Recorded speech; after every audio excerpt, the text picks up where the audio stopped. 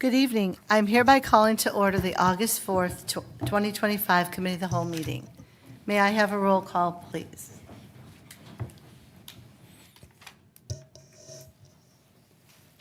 Mr. Balestrella, Present. Mr. Mano, Here. Mr. Medic, Here. Mr. Minor, Here. Mrs. Sabetta, Here. Mrs. Snyder, Here. Ms. Taubin. Here. Please join me in the Pledge of Allegiance. I pledge allegiance to the flag of the United States of America and to the republic for which it stands, one nation under God, indivisible, with liberty and justice for all.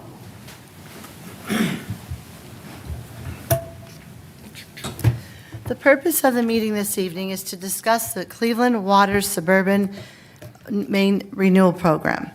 We have Cleveland Water Division Commissioner, Mr. Alex Margavicius, here to present and answer any questions. I will now turn the meeting over to you. Thank you. Right there, yes. Is there the mic behind there? And just hit it so It's that it there. turns green. Perfect, thank you. Okay, Mr. Mayor, good to see you again. Madam President, members of council, thank you so very much for having us here tonight. I was here in June, met with the mayor and your finance director and your engineer at the time, and made the presentation, and am here back tonight to explain the program and certainly answer any and all questions that you may have. With me here tonight is Margaret Jackson, who, if you don't know Margaret, you need to know Margaret, because she is outstanding at getting issues addressed for you, billing questions, water main questions, delay in service, anything like that. She's outstanding at that. So I recommend everybody get her cell phone number up here, you know. Quickly diving into the presentation. First, the Cleveland Division of Water. We are a major regional water utility. We're full service in that we do everything, from treating the water to delivering the water, doing billing services, customer account service, answering phone calls. We are owned and operated by the city of Cleveland proper since 1856.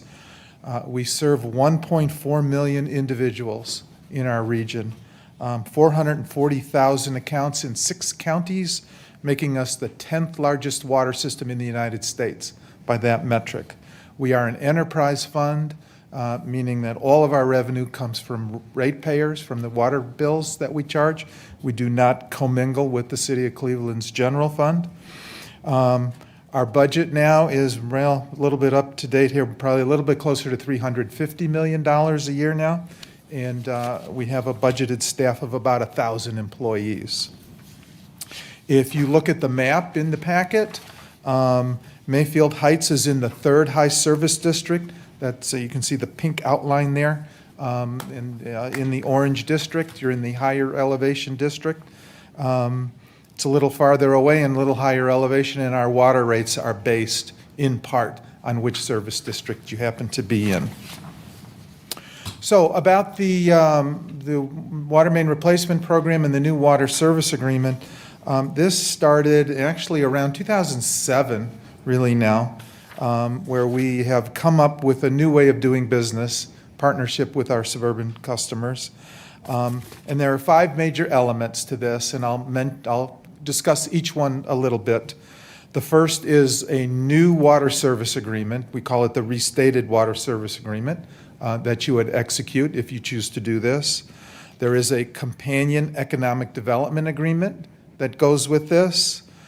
There is an asset transfer agreement. Currently, you own the distribution mains. You transfer them to us. We have our suburban water main replacement program where we are reinvesting in these suburban mains. And there is a reimbursement agreement as well. And I'll mention again about each one of these. So the restated water service agreement, Mayfield Heights signed their current agreement. I believe yours was from the 80s. We forwarded a copy of that to the administration. If you execute, you will sign a new agreement called the restated agreement. It is for a minimum of 20 years. And there's a reason for that, because as we reinvest in suburban Maines, we want to make sure that you're with us for at least that long to make sure we get some payback on the reinvestment. And it automatically continues in effect year after year thereafter. You do not have to proactively take a step to renew the agreement. It just continues thereafter. Now, when we started this program, again around 2007, some of the suburbs asked the question, what if it turns out we're not happy with the flavor of this agreement? It's not working out well for us. Can we go back? And the answer is yes. You can go back to the current version of the water service agreement if you like. You do have to give us 5 years advance notice for that. But you can go back to the previous agreement if that is the desire of the community. Associated with the restated agreement, if you compare side by side the 1980s agreement with the current agreement, it's at least 75-80% exact same language. It's a few changes here and there, but the agreement in heart and essence is largely the same. The economic development piece includes now a municipal utility district agreement. It used to be called JEDs. JED or JEDs, if you're familiar with those. And we were told some time ago that JEDs were not appropriate in the state of Ohio for these type of water agreements, but they do have something that's essentially the same thing, does the same thing, and it's called a municipal utility district agreement. So there would be a companion agreement also executed. It would run concurrently with the new water service agreement for the same 20 years. There is some generic language about promoting economic development jointly between the two communities, encouraging regional cooperation. The agreement is strictly bilateral, okay? And we'll get into some of the restrictions that are in here, but it is strictly bilateral, meaning that if we have an agreement with you, we also have an agreement with Shaker Heights, okay? But you are not bound or limited or restricted on any incentive programs you want to do to try and get a business from Shaker Heights, for example. It is strictly between you and Cleveland that these restrictions are in place. And it goes both ways, okay? So we agree mutually to limit the pursuit of each other's businesses. On the next page talks about some of the things that are limited. Real estate tax abatements are not prohibited, but are limited. Okay, it can only be for 75% or less of what the real estate tax would be, and for a period of not greater than 10 years. So if you were looking to incent a business who happens to be in the city of Cleveland, you have to abide by those restrictions. Okay, so it's not an absolute prohibition on the real estate abatement, but it is a limitation on it.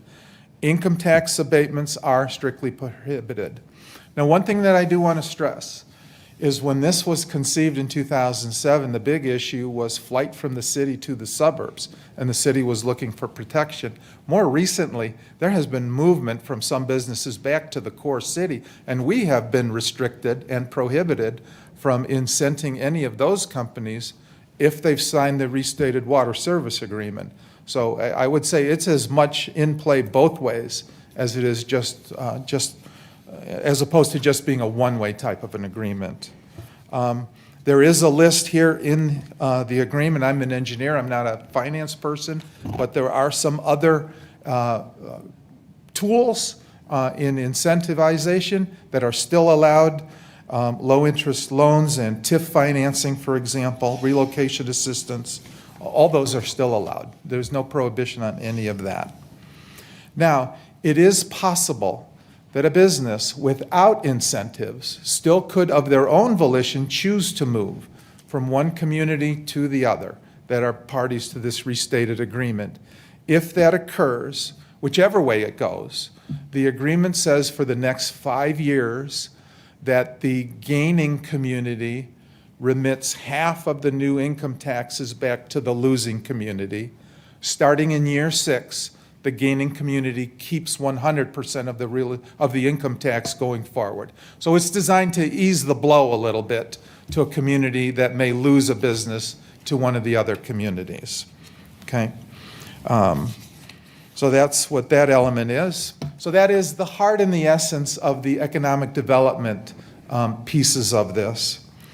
Now, getting into the water main program, the distribution mains currently are owned by Mayfield Heights. You own those small mains, 16-inch and smaller, the 12-inch, the 10-inch, the 8-inch mains.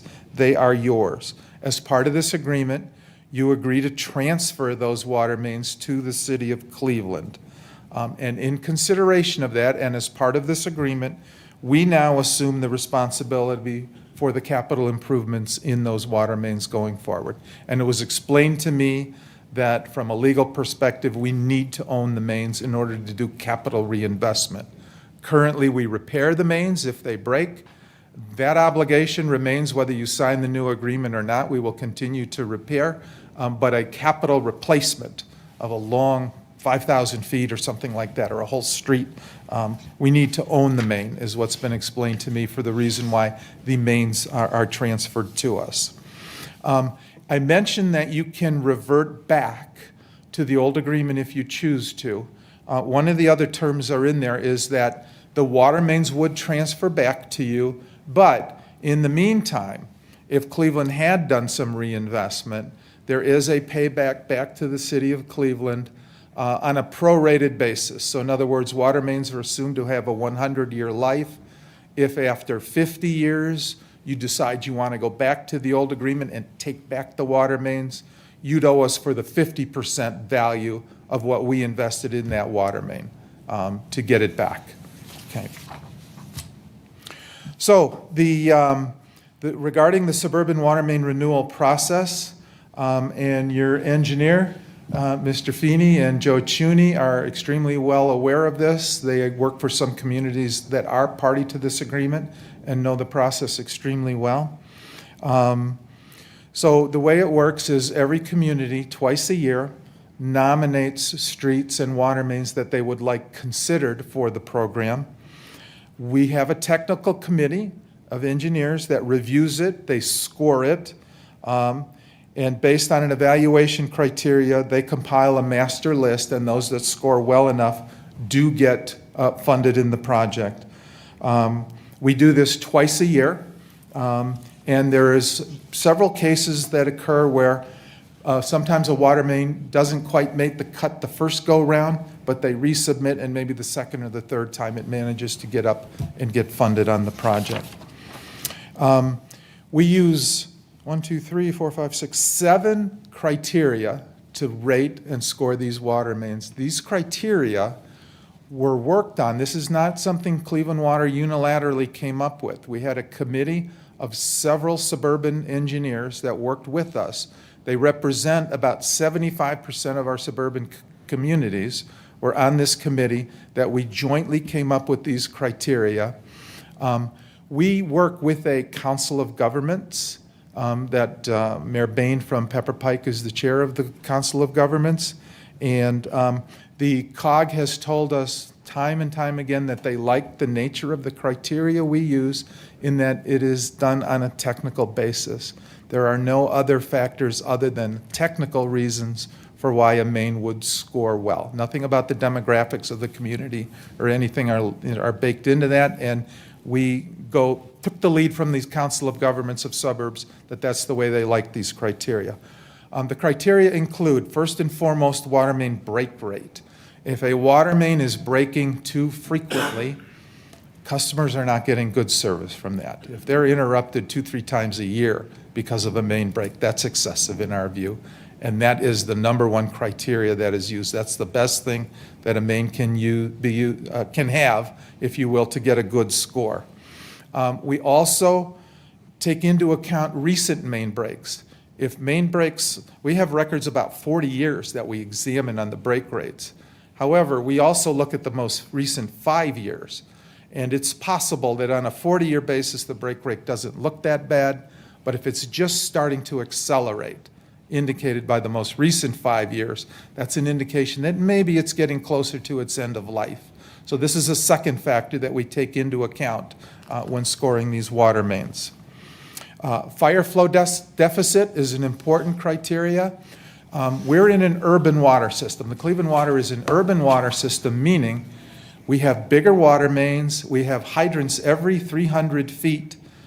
The water distribution system is designed not just to deliver water to homes and business, but to also have excess capacity for firefighting purposes.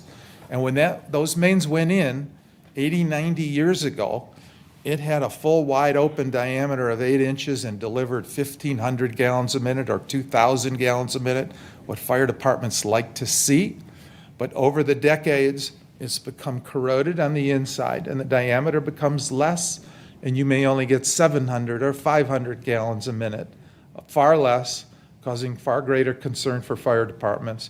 So if there is a demonstrated need, maybe in a commercial area, for example, that the fire flow isn't what it should be, then we give points for that as well. That's also a criteria that gets a lot of points. If there are recurring water quality problems, again, I mentioned these original mains that get corroded on the inside. There are occasions where that leads to dirty water, recurring, constant dirty water.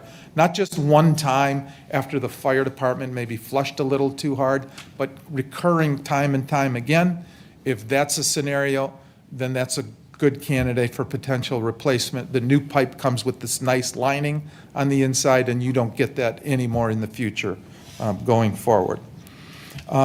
Protection of new pavement, meaning if you are pairing a water main replacement project with, say, a road rebuild, we think that's sound, good infrastructure management. That's a good way to do things. And if you're doing it that way, you get extra points for that. And part of the reason we do that is because if you've got a project to resurface the road anyway, and you immediately before it replace the water main project in and of itself doesn't have to be quite as expensive as far as the road restoration of it. It can do a lesser road restoration because your road project is going to take care of that coming right behind it. So if you're doing it in conjunction with a road project, and we see lots and lots of projects now doing that, getting the extra points of coordinating with other pavement. On the flip side, this has been extremely rare, but if you were to propose to replace a water main in a street surface that's only 2 years repaved, you actually get some negative points for that, because we think that would be a bad thing to do. Transmission main benefits, meaning that everything else being equal, if you got a main replacement on a main drag with a lot of side streets coming off of it versus just a long residential street, the replacement on the main street has spillover benefits to all the side streets that come off of it. All the side streets get a little bit of improvement in their fire protection just by virtue of fixing the main in the main street. So if we call them transmission benefits, if you're able to do that, then you get some points for that. Lastly, a new criteria that has been added is lead service line removal. The federal government has a current mandate in place that all lead lines need to be removed by 2037. We have been doing that already. But if you had all the time and money in the world, water main replacement is a good time to get rid of lead lines. It would be a good way to do it if you could. We probably won't have that luxury under the tight deadlines that we're under. But nevertheless, again, everything else being equal, if you are removing 25 lead lines on a street, for example, as part of the water main project, then you get extra points for that as well. Okay? So those are the criteria. If you decide to move forward with this, contracting can be done two ways. You can have us design it and construct it and do the money, and the money never has to flow through your hands if you prefer. However, the strong preference of all the communities that have done this is where you do it. You let the contract. And the way that works is you do have to front the design money with your engineer. They will do the design for you. You put it out to bid. You get bids in. You submit those bids to us to review. We just want to make sure that a good competitive process was used. Assuming it is, then and there, we cut you a check that compensates you for the design already done, that compensates you for the construction work to your contractor, which is the big ticket item. So you don't have to have funding for that. You will get that funding up front to pay your contractor as you go. And you also get some money for construction administration, for your engineer to do inspection, if you will, as the project proceeds. So you get all of that up front. We typically have in there a 10% contingency allowance that we've put up front to you. I would say in most cases, not all of that 10% contingency is needed. So at the very end of the project, there is a true up. So maybe 5 or 6% have to come back to us, if you will, for the overpayment that we made to you up front. Okay. This table is an interesting one. If you see this, this is the projects that we've done to date. 497 projects, almost 500 projects. And the water work that we've committed to date is $243 million. We will soon hit $250 million that we have reinvested in suburban water mains. And I would argue the vast majority of this pipe renewal that has happened in the suburbs would not have happened but for this program. Perhaps a little bit here and there, but this has been an extremely successful program, I would argue, over the years, with taking care of the most problematic mains that are in the water system. The table here shows you all the communities who have signed the agreement, 43 of them to date. 39 are direct service like you are. The 4 master meters have a little different flavor. There are some others who are considering it. And what I tell all the communities that are considering this is to talk to your neighbors. You know, Richmond Heights recently did this, and they've gotten millions of dollars out of this just recently. Highland Heights, not too long ago, did it as well. Sometimes some of these other suburbs who have signed it say, well, I don't know, you know, that means a few more communities, we got to split the money across. But nevertheless, I think if you talk to them, they will express overall satisfaction with the program to date. The map on the next page shows those communities that have signed, and the ones in green have signed to date. The ones in yellow have not yet. Townships are in blue because of state law. They have less ability to execute these agreements. We've not yet figured out how to do anything with them to date. But clearly the vast bulk, I think it's almost 2/3 of the suburban pipe now is under this new agreement to date. I have indicated on the next table the communities that have successfully received funding. Euclid is the poster child. They have done the best by far of all the communities to date. They are from day one, and they have had a lot of old pipe that we have renewed. So you see 31 million there. South Euclid 17, Pepper Pike, Richmond Heights. Richmond Heights again 3 million just since 2023. So they have been successful to date. The next table is a histogram of the Mayfield Heights pipe. You have a total of 49 miles of pipe, and almost 22 miles of it are old pipe from the 1920s. That pipe is 100 years old. You're 21 miles of that. And the going rate today for water main replacement is about $2 million a mile. Okay? So that is a $43 million potential obligation if you choose to stay with it on your own. We did take a first cut of where we think pipes maybe have some issues in it, shown in the map on red. But again, the recommendations of where you want to go is strictly up to you. You can choose to pick whichever streets you think are important. If there's a coordination with some other street project that you'd like to do, you certainly can nominate as you see fit. So that is the essence of my presentation, and I'm more than happy to take any questions you may have. Mr. Minor. Thank you, by the way. Oh, you're very welcome. Thank you again. Yeah, thank you for your presentation. I had one statement for verification from you and then just a question. So the first would be, we are allowed to terminate the contract after 15 years with a 5-year notice. Yes, that is correct. Yes. Okay, all right. I just wanted to make sure that we put that out there. The last slide that you went through where you have some of our streets marked, Yes. were these marked based on the criteria from a previous slide? These are not, so We cannot score these exactly as it would be under this program because we don't know if it would be done in conjunction with a road project.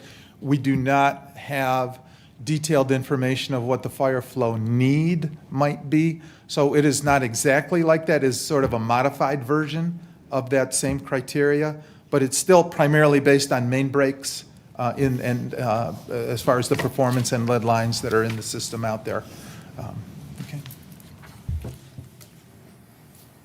Mr. Balistreo. Thank you. Alex, thank you for your presentation. You're very welcome. I sit on the Public Works Committee, and we can confirm all your data for sure. We're in the process of really doing an infrastructure redo of our city, and we do have a road program. But my question is, because our streets are 100 years, our pipes are 100 years old, when we just decide to do a repavement, is it your recommendation to open that street and replace the water line when we do that repavement? The only reason saying is we have streets where we've concreted, done a total reconstruction, and I know on one street we've had 10 water main breaks. So, things get jarred around, we don't replace the water line.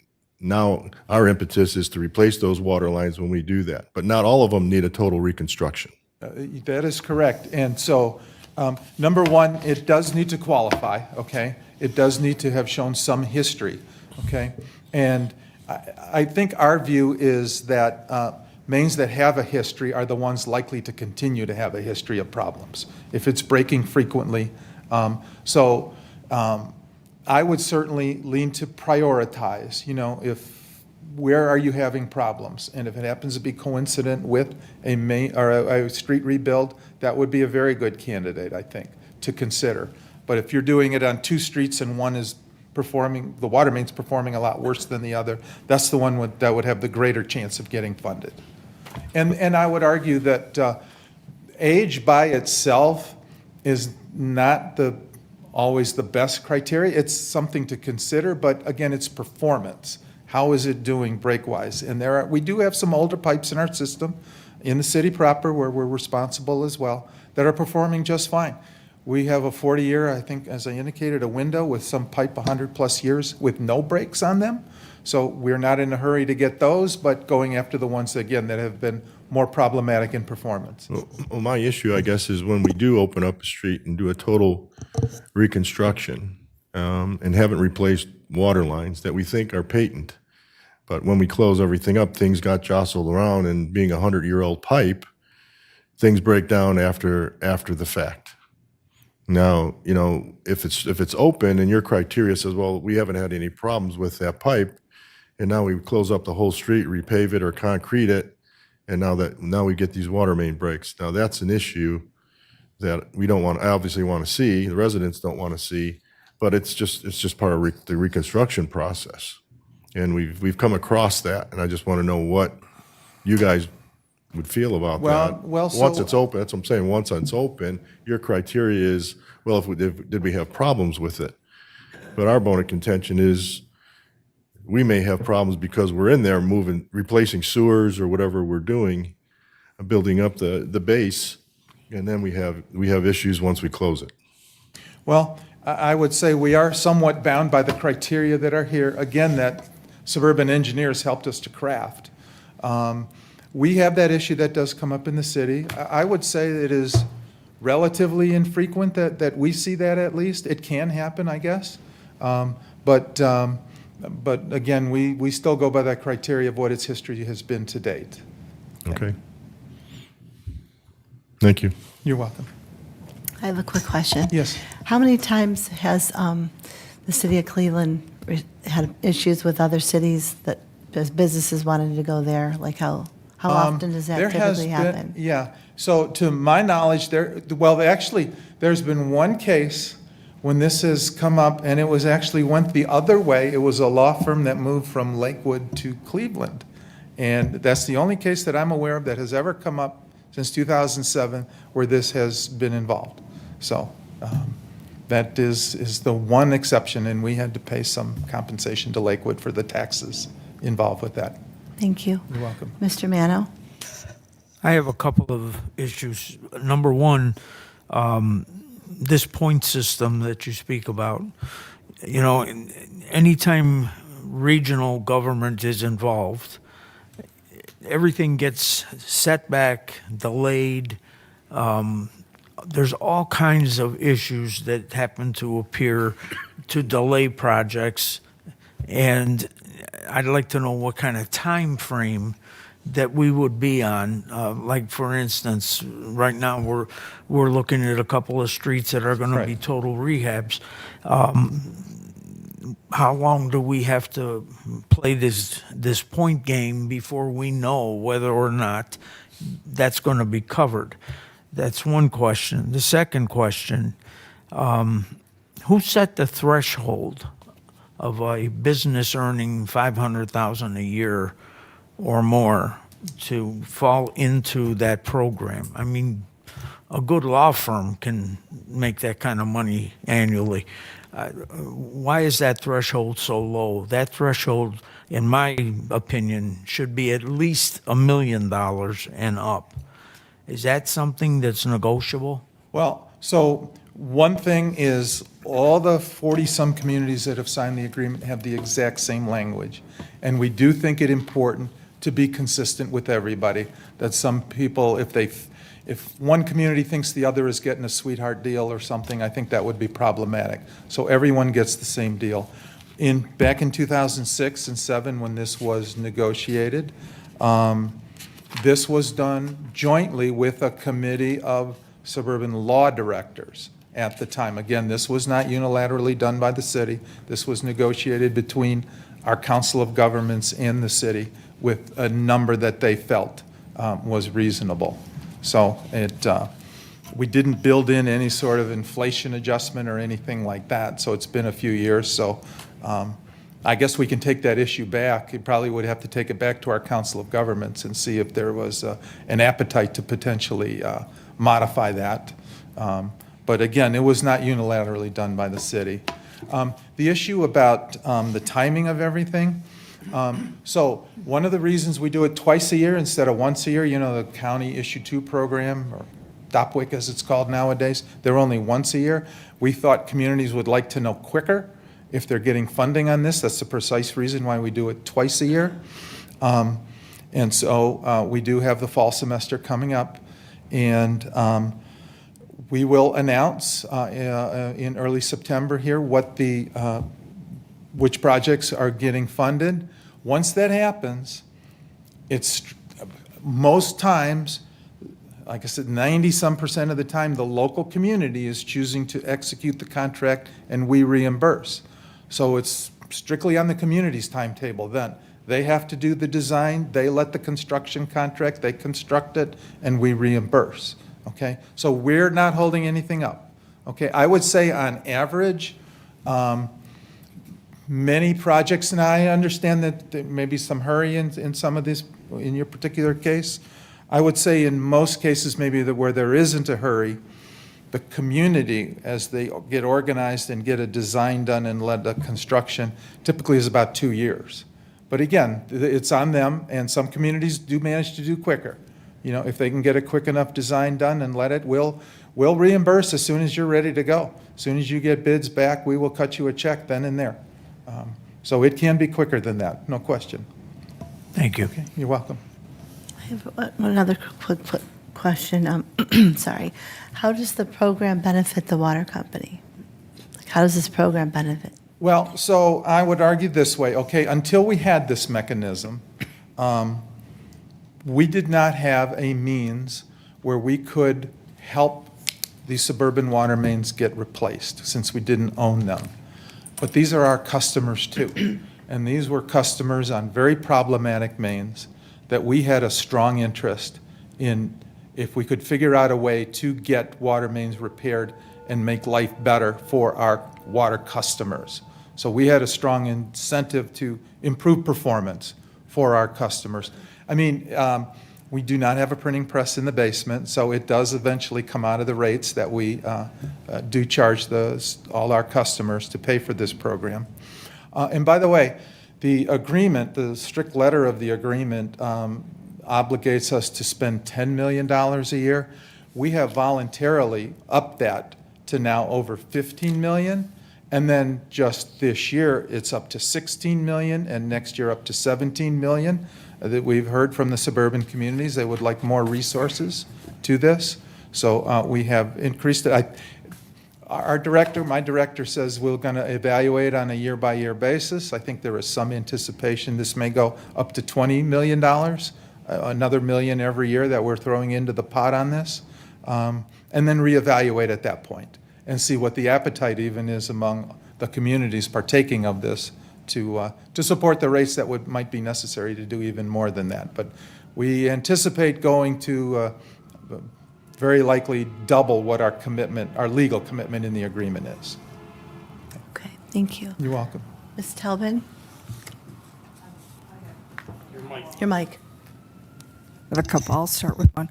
What is the application date? Because there's 2 times you go, so what are your windows then for that? Well, so we have told Mayfield Heights that submit projects now, which they have done.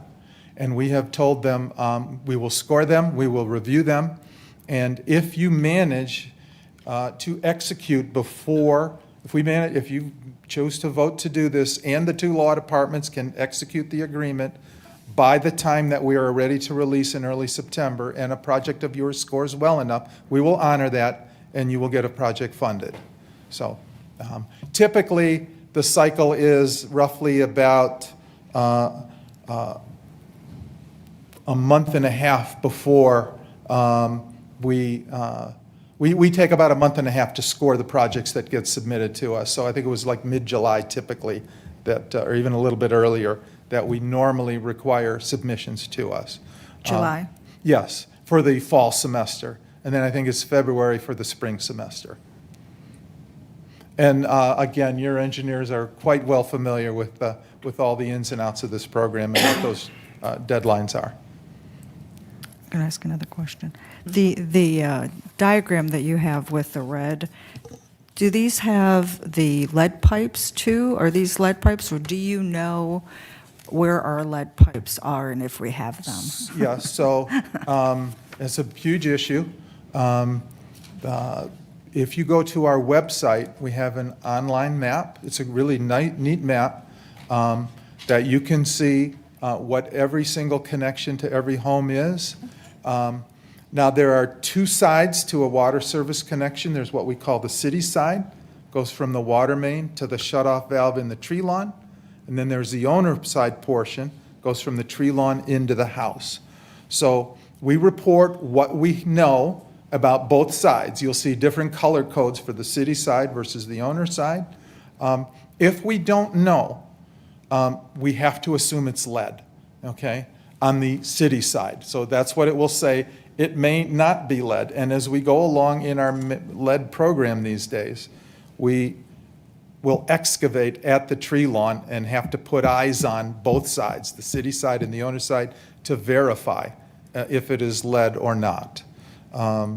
We do have some good solid rules. We know after 1950, lead did not go in. So it's anything before 1950 that's the potential for lead. So those are some of the rules that we have baked in. If we know a water main originally went in 1920, but got replaced in 1980, the city side connections got replaced. So we know the lead's not on those particular cases. So we use all sorts of information that we can to make our best judgment as to where lead may or may not be. It's a very good map, by the way. I do encourage folks to take a look on our website. Thank you. You're welcome. Mr. Belstraya? One more question, Alex. Is there an appeal process with your scoring? We are preparing to open up a major one of our streets in 2026. And they get down there and the engineers tell us that we should replace the water line. But your scoring says, well, it's been patented and there's no issues. So now we have a little bit of a conflict. So is there a process by which we can appeal that? Well, again, Or have there any- is not at the, well, I will say this. There is one other small wiggle area that most likely doesn't apply. We do have a provision for emergencies, meaning if a water main, 1,000-foot stretch has broken 4 times or more within a month, we say there's something really, really bad going on there, and you don't even have to go through the competitive process in that case. It simply gets awarded if it meets those criteria. But other than that, there is no other process other than one that we have stated to date. And this question does come up now and then, and we have said that if there is an appetite among our suburban communities to modify these criteria, we're open to it, okay? And if the Council of Governments, they want to work with us to get the committee back up, if you will, and re-examine some other criteria, we're more than happy to do that. Okay, thank you. You're welcome. Mrs. Sabetta? Yes, thank you. So the income tax abatement, Yes. that's prohibited. I guess this is probably for finance. Does this affect our crack program?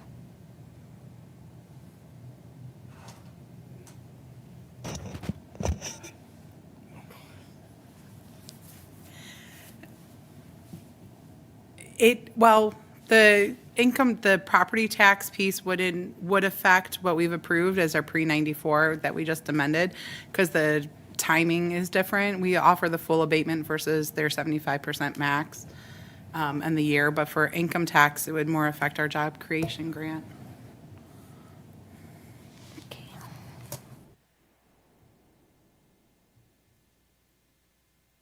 Ms. Talbot? I have two questions. It's about the water meters and the fire hydrants. Okay. So I don't know if you know if the water meters for residents have really been updated or not, because I see in here that they would be required to pay for that, and I'm not sure what our status is. Okay, so you may remember, starting around 2013, we implemented our automatic meter reading program, our AMR program. If a meter at that time was 10 years old or older, we replaced the entire water meter in the house. If a meter was young, only 5 years old, we felt that was not a wise use to throw that meter away since it had so much life. So we did a simple retrofit. The register that fits on top simply got changed to be an AMR compliant register, if you will. So the meter stock is good in our view. These style of meter in residential, what's called a positive displacement meter, are highly accurate for a long time, decades and decades. You get good life out of them. And if anything, they slow down a little bit to the benefit of the customer. They under-register a little bit with time as it wears a little bit. So if a resident does have an actual problem with the meter, if it's broken, it starts leaking, it's not functioning, that's on us. That's on us. Cleveland Water absorbs the cost to replace that meter. So there should be no issues with meters. Okay, thank you. And as far as fire hydrants, did anything change in the original to this one around how you handle fire hydrants? What I would say is there's clarification in there now. It was not as clear as it could have been. So what got clarified is routine maintenance, like flushing, like painting if you choose to paint it, like oiling the nozzles, threads to put them on. We do look for the local community to do that, but if it needs to be repaired or replaced, that is on us. Okay. Thank you. You're welcome. Thank you. Are there any other questions? Mr. Minor? Okay. Daggone mic on when I want. As a follow-up to President Snyder's question, what is the benefit to Cleveland Water? I just want to clarify what those benefits would be to you all. So one is customer service. Yes. Okay. Yes, customers are getting better service on a main that's not breaking for them. All right. And then the second part, you started mentioning rates. So are the rates for Mayfield Heights residents dependent upon the total projects awarded to the city in any way? It does not. It does not. Every customer in each class, low service, first high, second high, third high, pay the exact same rates as everyone else in that district. Okay. Thank you. Is there anything further? Yeah, more. Go ahead. I just didn't want to ask Oh, all no, in the go ahead. sequence. Oh, okay. Go ahead. You're Why good. we're here tonight. So if the city decides to do design and construction on our own, is there a cap on the percentage of design costs, construction costs? Are there requirements we must work within as far as cost is concerned to be awarded a reimbursement? So the big cap that could come into play, but we see most communities don't go this route. But if the cap hasn't really been hit, very little, I would say, is if the construction project is a combined project, okay? Meaning on the same contract that you're looking to do the water work and the road rebuild, as opposed to two separate contracts, okay? The water work happens up front, okay, on a combined project. You have to do that first. And we have seen in the past some contractors seriously unbalance their bids, where they will put too much money on the water main work because they get that money up front quicker as that work done first, and less on the back end, on the pavement work, if you will. So in order to prevent that, if it is a single project where the value of the water work is less than 90% of the total contract, there is a cap for how much the water work we would pay on that. If it's a water-only contract, if it's water work only, there's no cap. Whatever it comes to is what we will reimburse you. Assuming that, again, we do review for a competitive process was used. You know, as long as there was decent competition among multiple contractors, then we will pay whatever the market says the going rate is for that. Okay? Should I Well, just keep keep- going? keep going. Okay, keep going. All right. Is there an annual budget for projected funds for Cleveland Water? So do you guys set a budget every year of your cap for projects? Every project, not particular to a city. To our capital program, are you asking? We do have a capital budget every year, but, so let me back up by indicating that I indicated this year is 16 million, next year is 17 million, and that's regardless. That's regardless of what other capital projects we're going to do. We are committed to doing that, to meeting that dollar amount. The size of our, well, this was before lead, okay? So we're doing a lot of lead work nowadays. But before that, our capital budget was in the ballpark 75 to $85 million a year for taking care of our treatment plants, our transmission mains, this program, and everything else that we do. Okay, I keep going. Is there an annual maximum per city? There is. And again, this was discussed with the Council of Governments at the time, and the maximum for any semester, okay, we do twice a year, the maximum for any semester is 10,000 feet, okay? It's not a dollar cap, but it's a footage cap, so it's roughly 2 miles. So now you are free to submit more than that. If you want to submit 12,000 and see where it lands, but we will not award more than 10,000. And if you get multiple projects, let's say you get 12,000 feet that happen to be above the line, we will then come back to you and say, which 10,000 feet do you want to do now is the most important to you? And you select which 2,000 feet you choose to drop out at that point.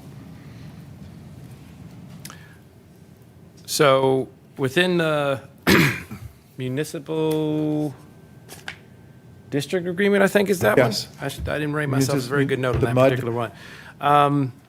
There's a section in there about transferred ownership of real estate. So in what cases, real world, do you have where one of the partners in this program transferred real estate to Cleveland Water from the city?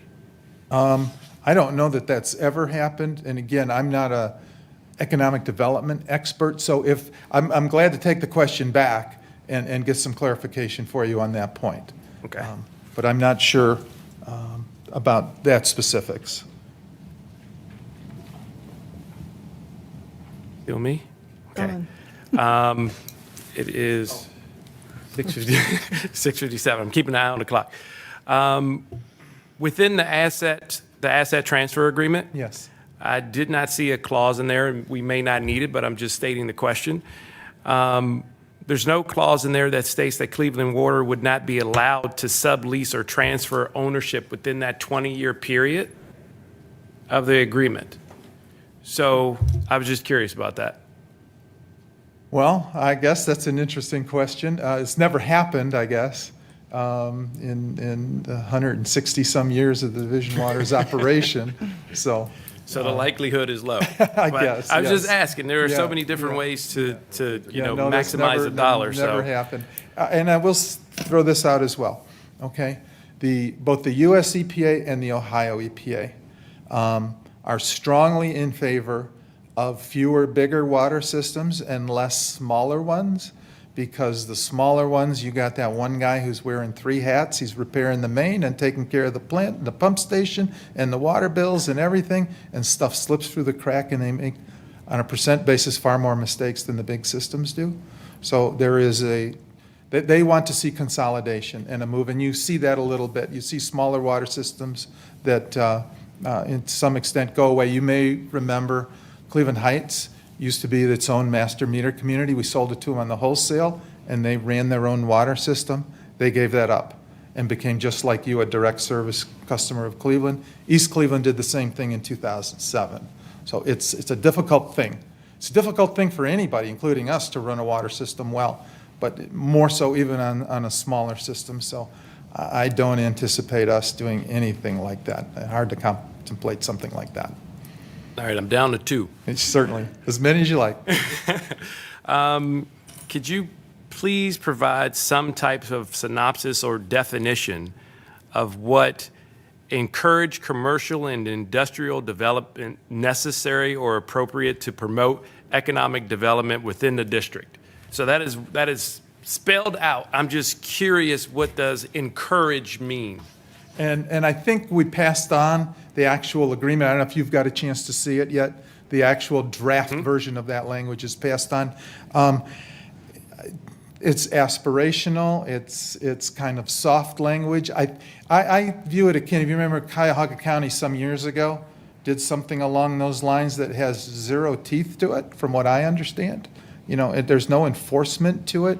This is somewhat similar to that as far as encouraging it, but is these other provisions that really have the teeth, the tax sharing and the income tax and the real estate tax, that are the real substance, I would say, of the mud. And the other is aspirational, as I say, you know, encouraging both sides to do that.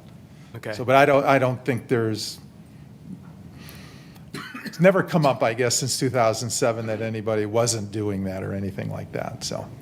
Okay. And then my last question is just more of a request to just get a red line version of the restatement agreement versus the original, similar to what Councilwoman Telbin was asking about. What's the difference between the fire flow? I have to see if there is one if there is such a document that still exists. We may, that was a long time ago that we worked on that, so we have to see if those files still survive. Thank you. But again, at least if you spot check side by side, you can see that most of the provisions are identical. So, okay? Thank you. You're very welcome. Does any other council person have any questions? Okay. Thank you so much for Okay. coming Madam here this President, evening. thank you very much for your time this Appreciate evening. it. Thank you, Mayor. Thank you. Thank you, members of council. It's time. Do I have a motion to adjourn? Moved? Moved by Mrs. Sabetta. Does the public have a right to ask them questions? Second.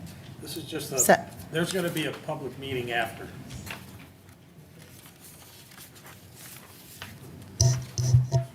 Second by Ms. Talbin. All in favor signify by saying aye. Aye. Opposed? Thank you. To 7:01, we are now adjourned.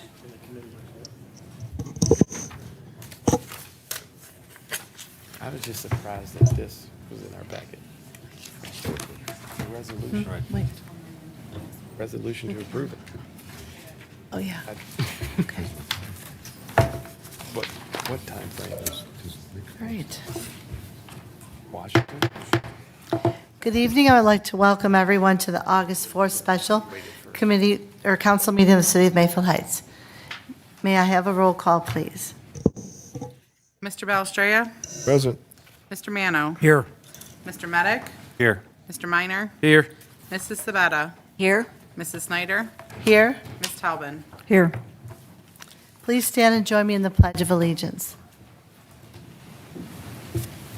I pledge allegiance to the flag of the United States of America and to the republic for which it stands, one nation, under God, indivisible, with liberty and justice for all.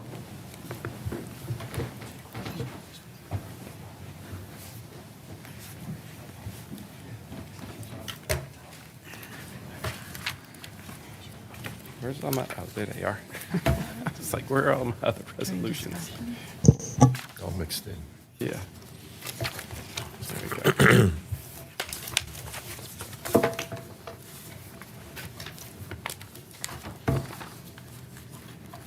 Oh, I went, he was going to go get it.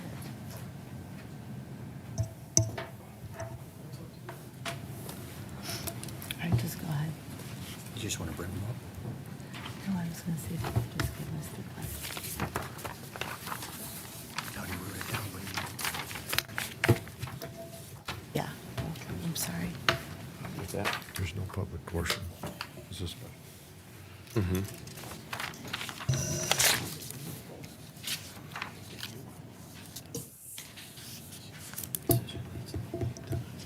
Right, but what did you say about that job retention? he's gonna.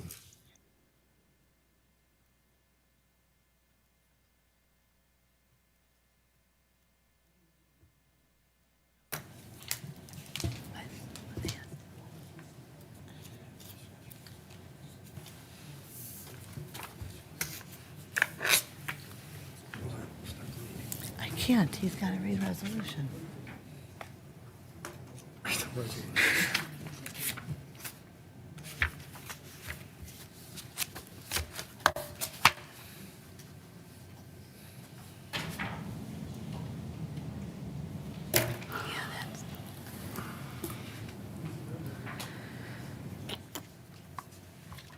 Because this is a special meeting, there are no reports of officers or open forum conversation with Republic portion. Thank you.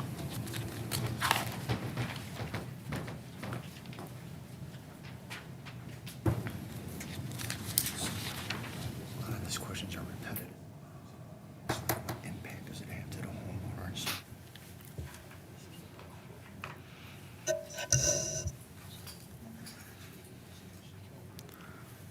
Because we're not going to be able to answer, you know, what's the cost. So Okay, afterwards, I'll give them the name and number of that guy to call them directly, okay?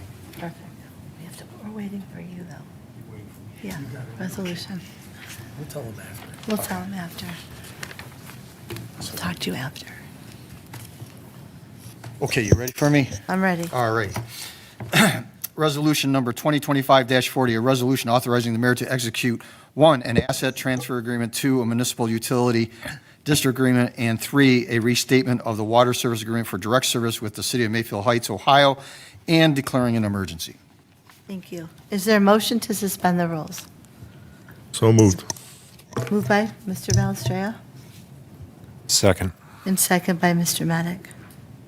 Roll call on the motion to suspend. Mr. Mano, Yes. Mr. Medic, Yes. Mr. Minor, Yes. Mrs. Sabetta, Yes.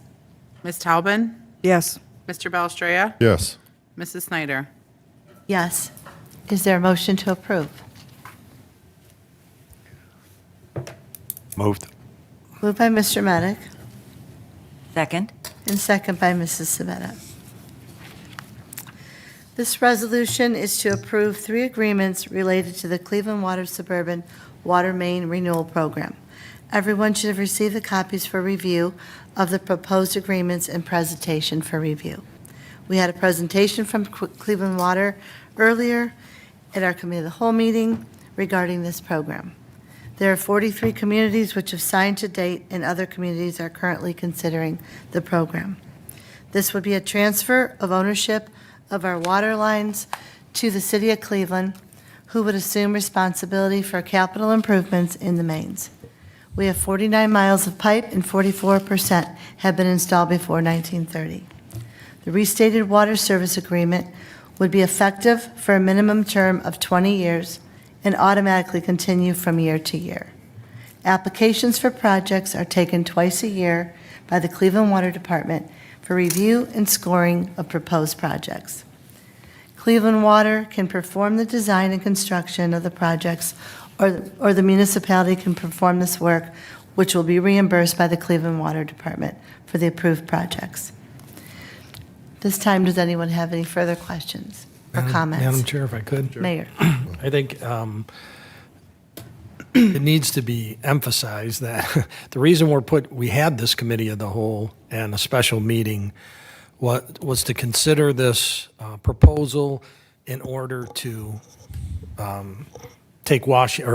include Washington, hopefully. And that's not a for sure, we could have our engineer speak on how he feels the street would score, how the project would score. But the main reason for doing this now in a special meeting, having a committee of the whole, and having Mr. Margevicius come out was so we could possibly get funding for Washington. But I think it's important that we know the costs. The costs as far as tax revenue we may lose, and the cost of what the street would cost. So with your permission, I would like to have Nick come up and just give us an idea of what you feel, for one, is the cost that they would assume in the project, and how you feel it would score, if that's okay. Please, no, I'd appreciate that. Thank you, Mayor. As Alex has indicated, they encouraged us in advance of this meeting to submit our applications, and we did submit 2 applications. We submitted an application for Marnell, and we submitted an application for Washington. The application for Marnell came to an amount of $815,115, and that was for construction and construction administration. The application for Washington, the application amount came to $1,462,321, and that included the engineering design for the water line, the estimated construction cost for the water line, and the construction administrative portion for the water line. So again, Washington was a bigger number, just based on the timing. The application looks solid. As Alex mentioned, there's no guarantee. It is completely numerically driven and metric-based, with the breaks being the highest category. The application was solid. It just depends how it fares against the other projects that are submitted. So on their scoring, we had a lot of positive points, is what you're saying. The point system. Did you look over how they point system that straight in the application process? Do you think that? The break rate, it isn't the highest that we've seen, but it's not the lowest either. Okay. And, one consideration we have going for us, like he mentioned, is a joint project. So it's not a standalone water line. It's a water line included in a bigger roadway project. So we may get, more points to our benefit for that reason too. Okay. Mr. Balestria. Nick, you've worked with through other municipalities. I just want to know what your gut feeling is about, before we go forward with these 2 projects. Like the mayor said, the whole purpose is to get these applications in to have a good feel. But I didn't see those lines on the map, and that's what I was trying to get them to say. If there was an appeal process, if you open it up and you say, we've had multiple breaks here, or we don't think this line's going to hold, will they send an engineer out? Or No. they won't do anything like that? Right. There is no appeal process. So if we moved forward and we didn't get the funding for Washington, there's no appeal. There's no what? There's no appeal process to the application. But it wasn't- Applications go in twice a year, and you get funded. But it wasn't redlined at all, so I just don't have a good feeling on his map about either street, to tell you the truth. I don't think you could go by that map. That's just what they pointed out, just from more of a 10,000 foot view, I would say, than really, they're not going to dive into our streets. And I mean, yeah, sure, it's the break rate and the age of the pipe, but We don't really know that the scoring system by which they do this. you don't know the scoring system? Is that what you're No, saying? no, I mean, how do they rate the line, just on breakage alone? I mean, is that the only criteria that, No, he had the seven. There's seven Seven points on there. categories. 7 points. I mean, for the side streets, what else can we go by? What? I mean, if, Wish she was still here. can I? Go ahead. So the real issue here is, do you have to weigh the cost of replacing all this infrastructure, even if Washington we don't get funding for it, into the future? How much help are we going to get in all this infrastructure we're going to get? On the other hand, how does it weigh against the economic input we can get from attracting businesses? And if you look at the 44% of the streets, Yeah. I mean, we're talking millions and millions and millions of dollars over the next 20 years, 15 years, 20 years, 30 years, who knows? But how does that weigh against the potential of losing income from a company that you cannot incentivize to come from Cleveland? To me, that's a pretty small percentage. I mean, you're talking just companies from Cleveland. That's the only thing only business you cannot incentivize. But when you're looking at the big picture of how much money we're going to have to spend in water lines, well, 1.4 million they could help us with on Washington. No, But that's just one street. No, And I'm so with you, Mayor. If we don't get it, I would ask, Rowan. Jeremy, how do you feel? I'm going to put you on the spot. How do you feel about that scale? I mean, as far as being able to attract businesses, do you feel that this is not? It's not in our best interest to limit our ability to attract a business. Mr. Rowan.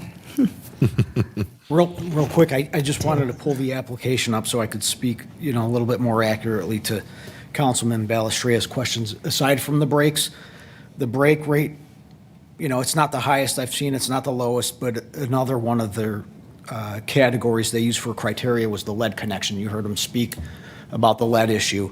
And per this application, that number looks pretty high, so that we've got that in our favor with, we're figuring on 100 lead connections out there, so that'll be a pretty strong category. Again, no guarantees, but.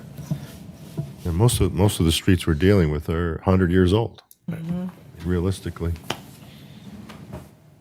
Oh, I'm with And you. the reason, and the reason why I wanted to hear from Mr. Rowan is I don't want to hamstring him. He's doing a phenomenal job, and I respect his opinion. So, Yeah, I mean, thanks for the opportunity to speak, Mayor. I've worked in a handful of communities. I haven't worked anywhere that the elected officials have chosen to sign this agreement for a variety of different reasons. From an economic development perspective, I think there's the CRA concern. So the city has a pre-94 CRA, so it's a guarantee 100% abatement for new construction, commercial for 15 years, and for renovated commercial buildings, it's 10 years, 100%. So by adopting this, there's a conflict. Now, is it a conflict that's going to be problematic today? No. Is it something that could be potentially a conflict down the road? I don't know. But there would be those two policies don't align. From the job creation grant perspective, if a company were moving out of the city of Cleveland, and I think that ebbs and flows. In the 20 years I've been doing this, there's been periods of time where there's been exodus from Cleveland into the suburbs, and then there was a period of time where the suburbs were losing to Cleveland, and I think it's flat back now where companies are coming back out. So to lose, 50% of the income tax that's coming into the community, that you're going to have to incent that company to come into your community. Largely, incentives are dealing with relocation costs, and they're dealing with real estate costs to improve space. So they're big ticket items. They're money that has to be outlaid in the front half of an incentive. So I think the city would have a disadvantage of not being able to use the grant program to help with that. Now, it's not to say you couldn't structure something as a forgivable loan or a relocation grant that's paid annually based on, income tax. So you would have to get creative. It would be beyond the policy that the council has adopted here. So you would have to do probably City of Cleveland incentives as one-offs that you negotiate as they come up.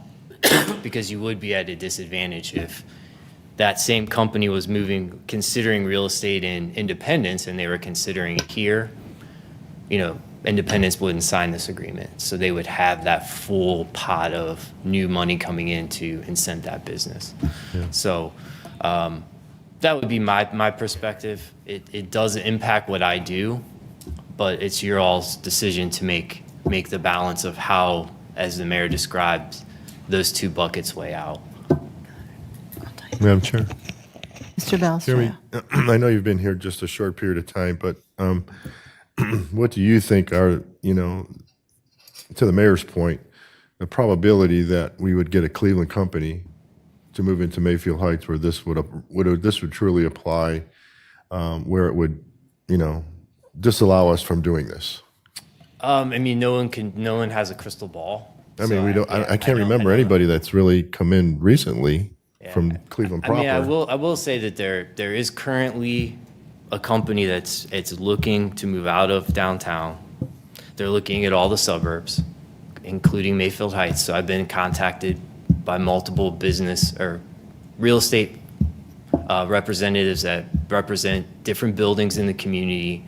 And it's a large payroll. It would be something, if this was signed and they came here, we would be giving up a substantial chunk of money, but that's early in the process and a lot of ifs. So, that would be a case where this could come into play. Does it happen a lot? No, it doesn't. But half is better than nothing, and we still would have the program, if you want to look at it from that point of view. You would in effect most likely have no new revenue from that company for probably at least 5 years, because you'd have to give it all away. Your half of what you do collect and we're able to keep, you most likely would have to incent that company to come. So the payment would be in the back half of the lease, most likely. So, Okay. And then, with the CRA, certainly it only comes into account if someone were to come here and build something new, which is unlikely at this point.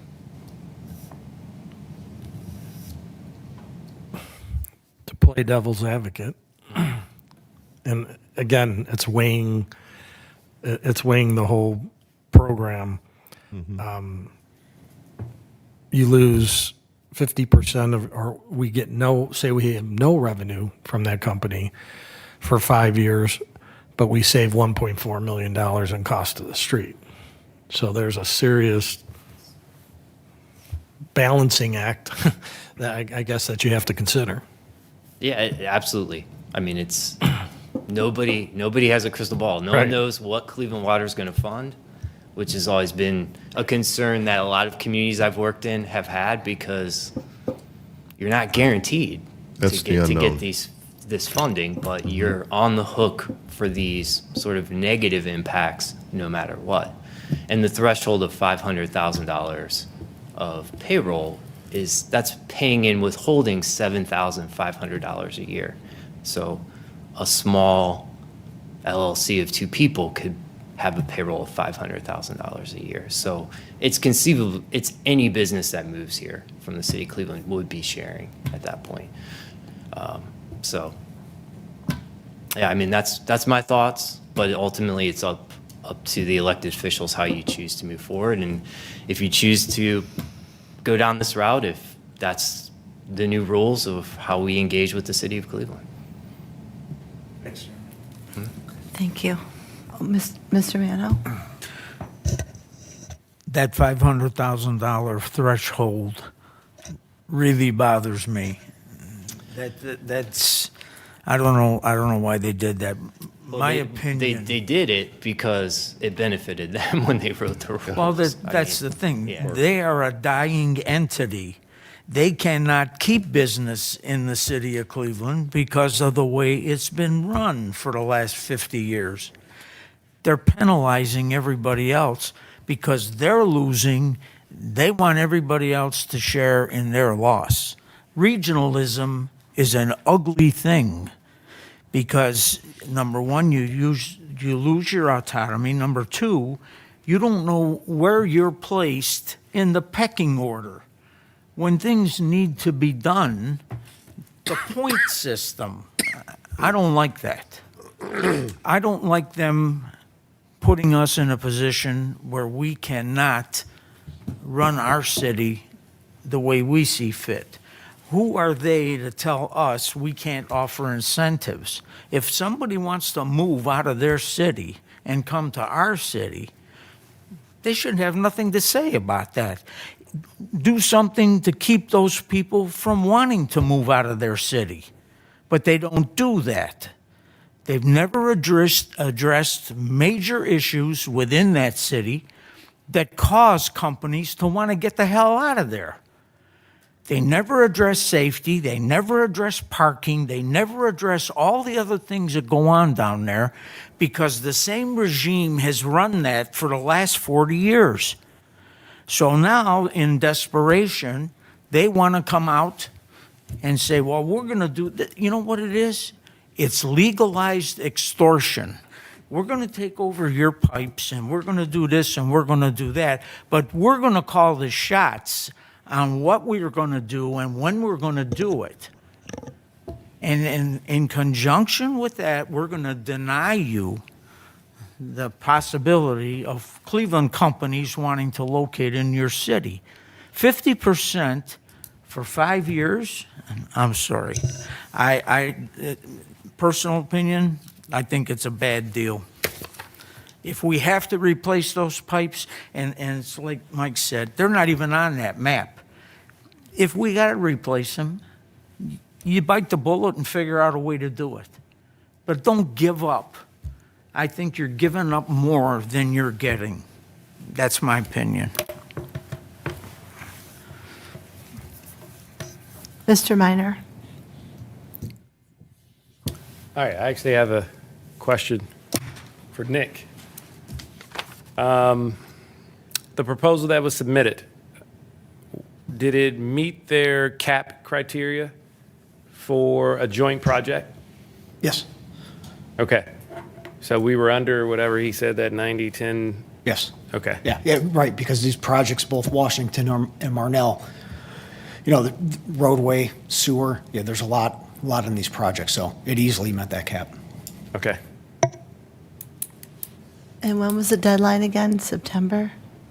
They're going to make the announcements in September for projects that receive funding. The applications were already made.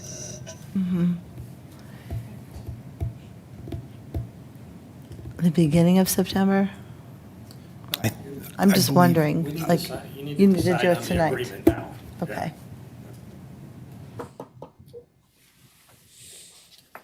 I'm just looking to Or- see if they- or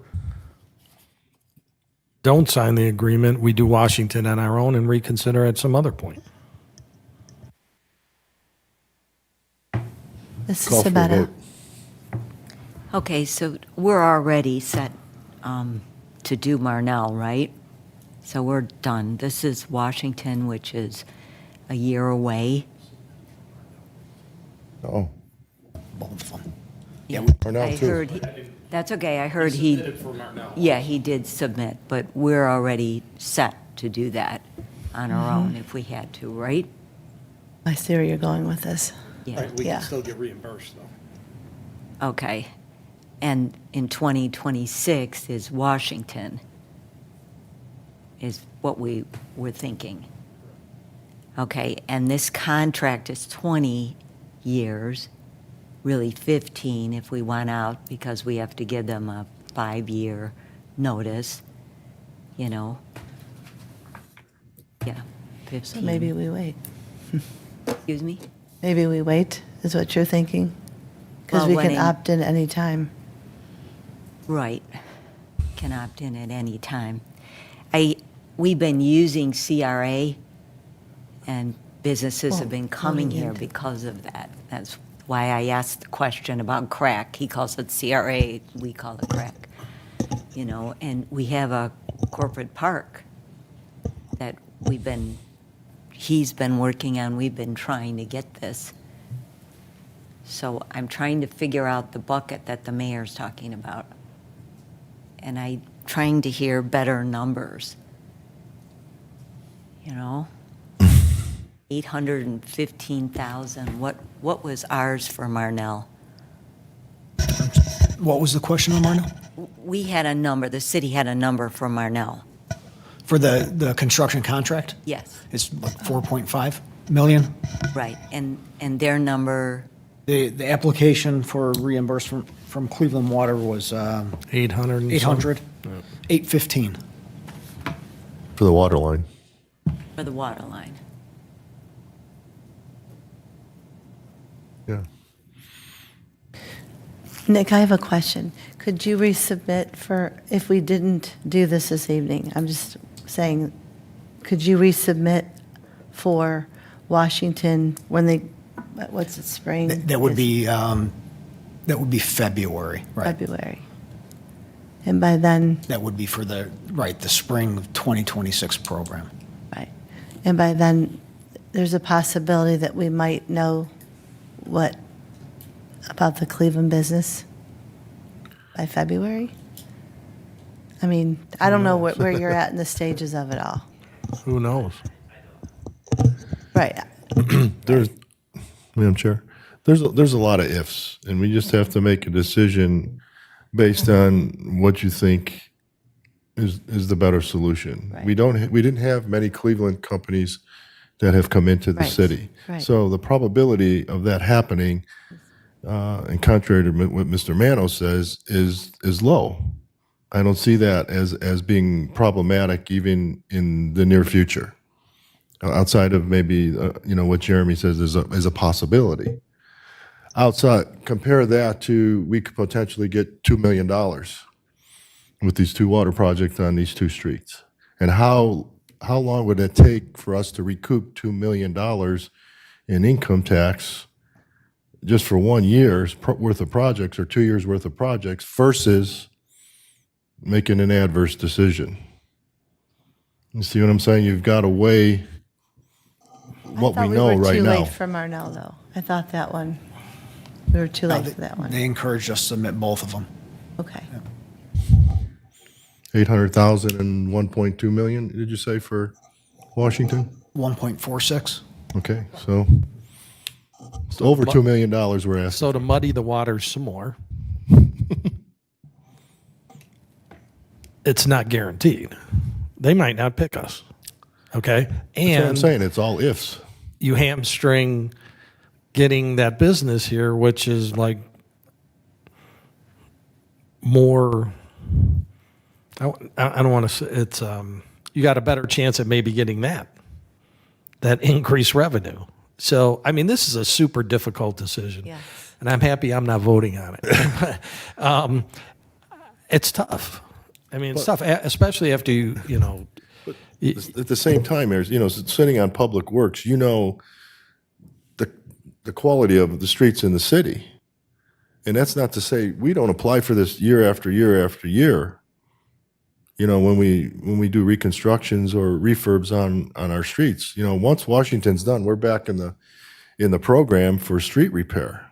We have 100 streets and 4.5 square miles. I mean, I'm gonna roll the dice and say, we're gonna get a lot more money through this project than we will for, the probability of a company coming from the inner city to use Mayfield Heights as their corporate center. Well, he did say this only happened one other time in all those years. Right. Chief Elliott had his hand up. I was just going to have him come up for a minute here.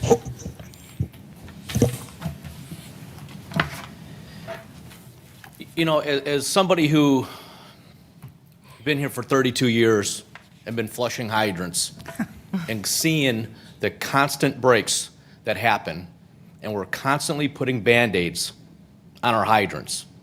We have areas in this city that have reduced fire flows. We had to spend $175,000 to reline a hydrant over there off of Lander 14 years ago. And since then, the city has not really put any money into infrastructure on replacing water mains. Looking ahead, we do the streets, we do the sewers, as gas people come in here, but when it comes to water lines, we're rolling the dice every single year. At what point do we have to if we don't do this today or anytime soon, and we're gonna count on businesses, then we are going to have to budget millions of dollars to fix this problem here. I mean, the city's not a young city. You saw the maps. Right. These hydrants and water mains are from the 1920s. We're sending guys into burning buildings for a street that could pop a hydrant, pop a main. I don't know. I mean, where do we stop with this? I think we really need to look forward. It may not be the perfect system that everybody wants, but we're talking about serving our community, protecting our safety forces. I think we really need to look deep into this thing. If we're not going to do it, then let's start putting money into infrastructure to start replacing these on our own. We saw the price here, $1.4 million for one street.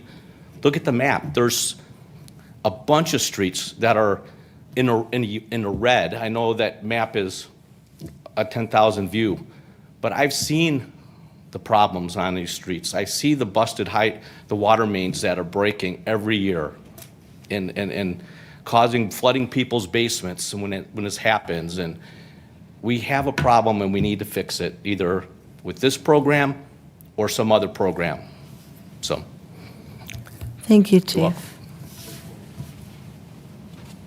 And Mr. Minor?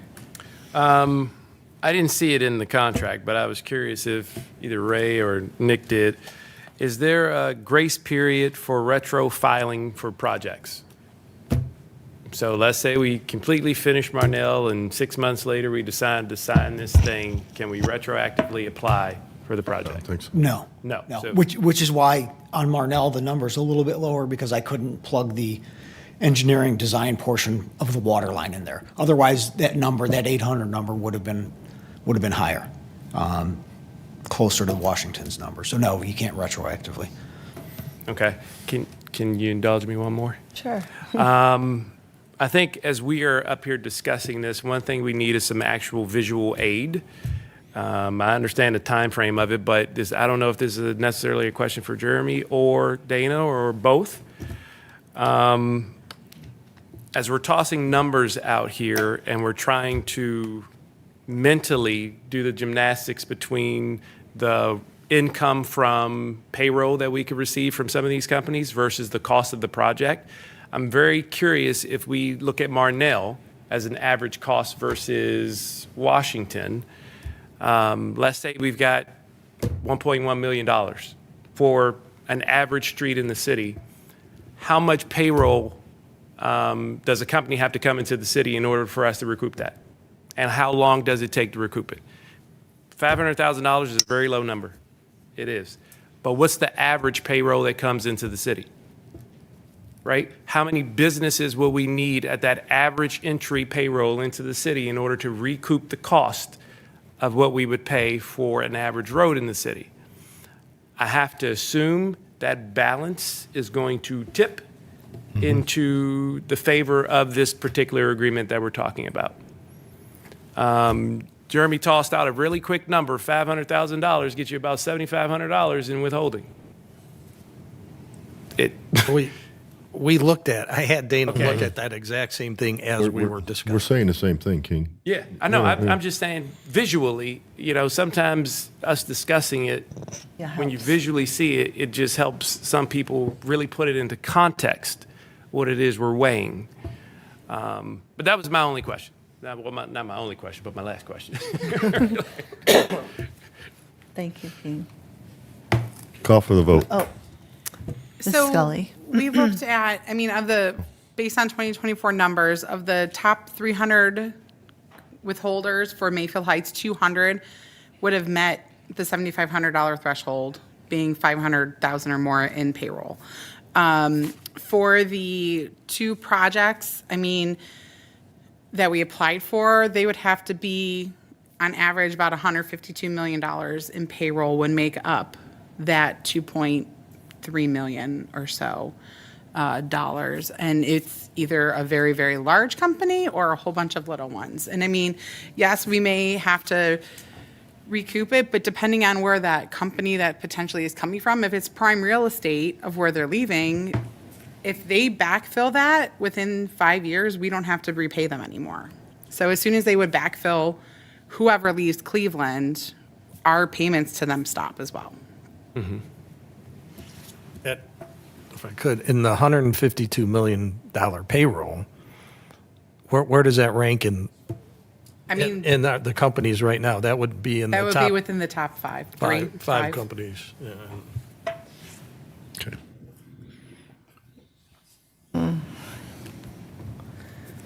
Well, anything further?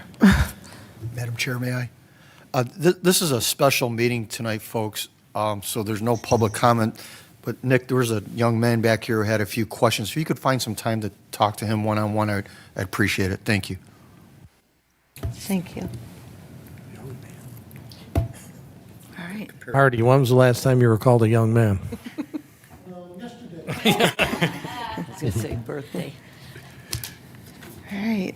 Roll call on the motion to approve. Mr. Medic, Yes. Mr. Minor, Yes. Mrs. Sabetta, Yes. Ms. Talbin, Yes. Mr. Belstraya, Yes. Mr. Mano, Against my better judgment, yes. Mrs. Snyder. Yes. Pure and simple.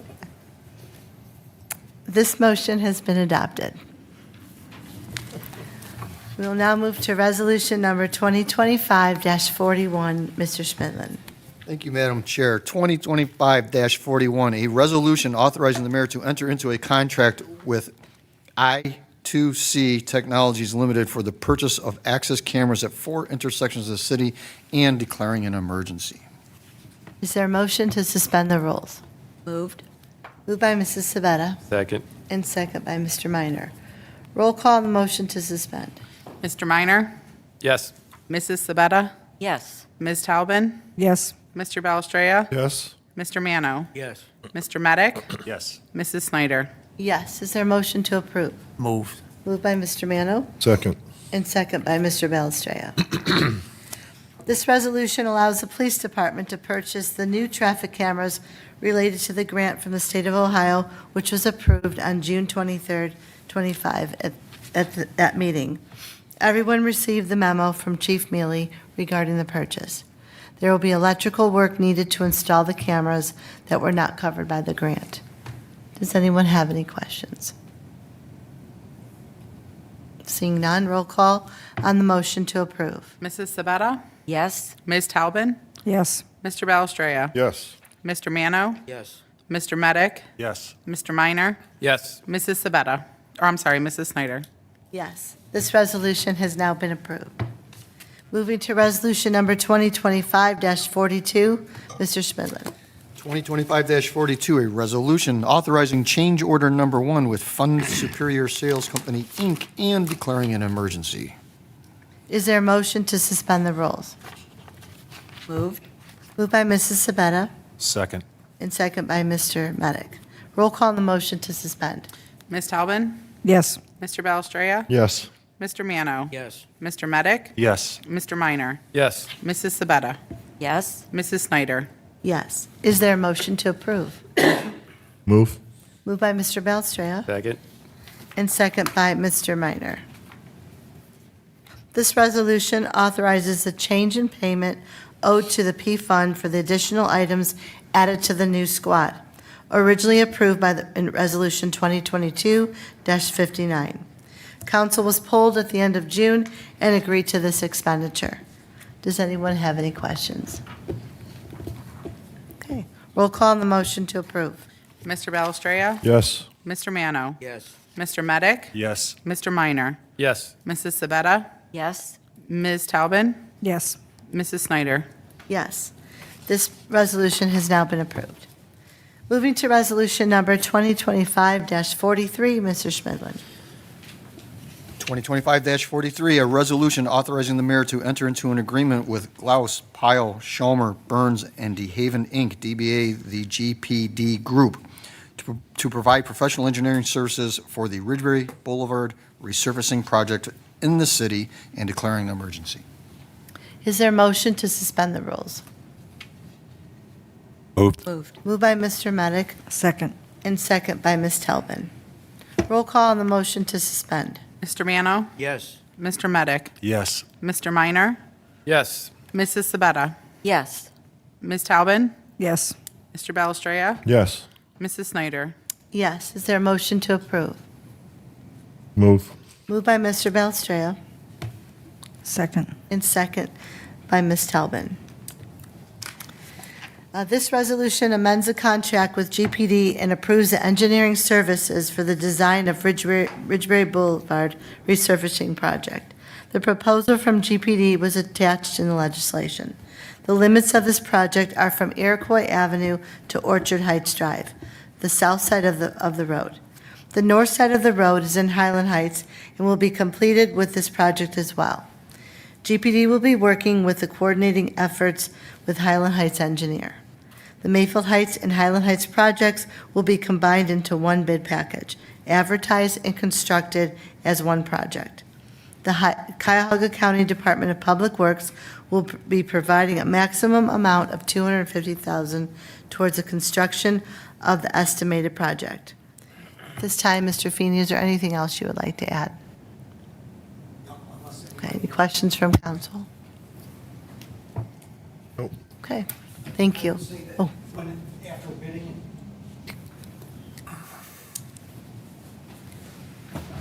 I would anticipate, once we get through the bidding process, there probably consider a cooperative agreement between the two communities because it will be constructed as one project. So just a formal agreement outlining, once we have the bid results and we know the dollar amount per community.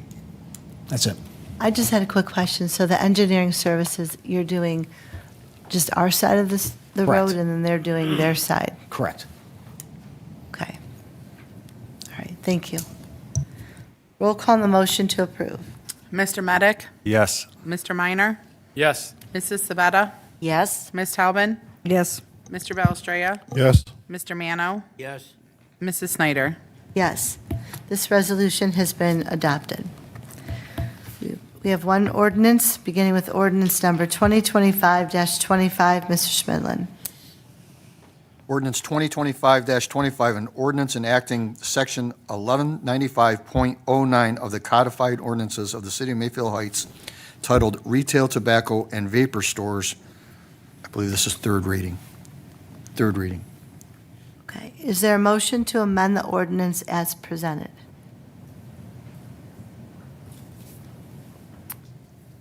Move. Moved by Mr. Belstrea Second. and second by Mr. Medic. Okay, a roll call on the motion to amend. Mr. Minor? Yes. Mrs. Sabetta? Yes? Ms. Talbin? Yes. Mr. Balestrea? Yes. Mr. Mano? Yes. Mr. Medic? Yes. Mrs. Snyder? Yes. Is there a motion to approve as amended? Move. Moved by Mr. Mano Second. and second by Mrs. Sabetta. This ordinance enacts Section 1195-09 of the codified ordinance titled Retail Tobacco and Vapor Stores. This was discussed, reviewed, and approved by the Planning Commission at their June 16th meeting. This ordinance lays out definitions to be used, location requirements for the stores, limitation on the sales, and penalties associated with violations to this ordinance. Mr. Schmidlin, did you want to go over any of this? No, this is something that needed to be approved by Planning Commission. It was approved by Planning Commission. The amendments were minor. We wanted to define operator, which we did, and we also wanted to make sure it was clear that anybody that did this was in violation of it, rather than just the operator. So there was just two minor clarifications that, with the help of Mr. Balistreo, we took care of. Okay. Any further questions or comments? Roll call on the motion to approve.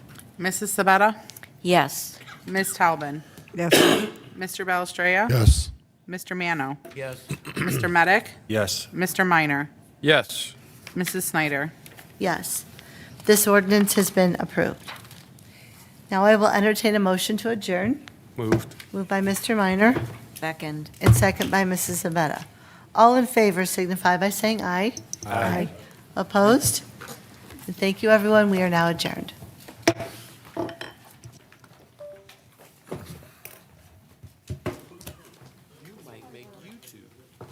Pardon? I said you might make YouTube. Yeah.